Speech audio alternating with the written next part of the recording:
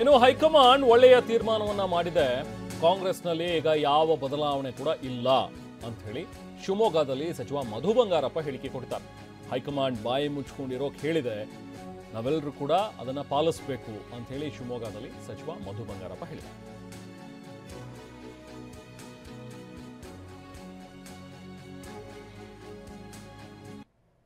ನಿನ್ನೆ ಮಹಾತ್ಮ ಗಾಂಧಿ ಅವ್ರದ್ದು ಶಾಂತಿ, ಅದೇ ರೀತಿ ಇನ್ನೂ ಒಂದು ವರ್ಷ ಶಾಂತಿ. ಗಾಂಧಿ ಭಾರತ ನೋಡಿ, ಅಲ್ಲಿ ಗಾಂಧಿ ಭಾರತ. ನಮ್ಮ ದೇಶದಲ್ಲಿ ಎಲ್ಲ ಸರಿಯಾಗಿದೆ.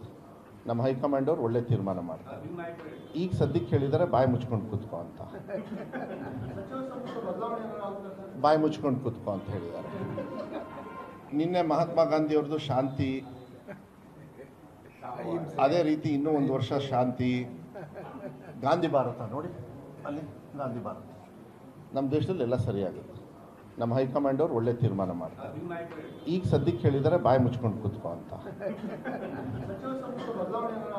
ಬಾಯಿ ಮುಚ್ಕೊಂಡು ಕೂತ್ಕೋ ಅಂತ ಹೇಳಿದ್ದಾರೆ.